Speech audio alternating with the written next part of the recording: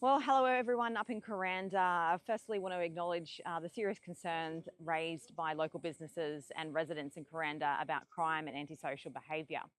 You all deserve to feel safe in your homes and in your community and in your workplaces. And, when people visit your town and your city, and especially tourists, we don't want them to feel fearful, and we don't want you to feel fearful either. Community safety is a top priority of my government and for me, because we believe that every Queenslander has the right to feel safe. Since being elected, I have been actively working with the Queensland Police, key local organisations, ministers and the Premier to address the crime issues in far north Queensland, and I've raised Kuranda several times with all of them. I'm in contact with the local police, and today I want to share a clear update on what action has been taken and what the results have been. Since the response of the community concerns. There's been increased police patrols, which began on the 23rd of December. These included high visibility patrols from Ariba Station and the Highway Patrol, focused on daytime hours to support businesses and visitors, of course. As a direct result of this increased enforcement, police have made multiple arrests in the park area and disrupted alcohol-fueled antisocial behaviour, and they've got a zero tolerance. But on the 15th of January, they launched Operation Yankee Gentry, which is specifically targeting property crime and antisocial behaviour that's been happening in Kuranda. In 1 week alone, between the 15th and the 21st of January, they had 15 arrests, 19 charges laid, and 12 move on directions issued as well.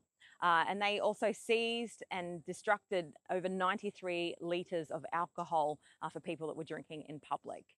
These figures relate to this operation alone and demonstrate a strong targeted police response. And I really want to thank Brendan, Caleb and all of the team here at the Kuranda Police Station here behind me. They're working tirelessly to turn things around. On the 21st of November, the liquor accord was expanded to include Kuranda, and this introduced tighter restrictions on cask wine sales and reinforced mandatory ID checks, and this is also making a difference. Police and community leaders, they also met on the 14th of January. This included elders, Numbai, the Justice Group and the Council. And one of the key outcomes was progress towards establishing an after-hours youth hub and increasing the presence of support services in Kuranda, because we all know most of this stuff happens at night, and this is when we need more things to be happening in the community. The PCYC also started a program on the 21st of January, which is focusing on literacy, resilience, community connection, and we've also spoken several times to the police minister, and across the far north, I can also share these crime figures as well. The state flying squad has been deployed 18 times in the far north over the past 12 months. This has resulted in 753 people charged with more than 2,000 offences in far north Queensland alone. That includes 435 young people charged with 1,141 offences.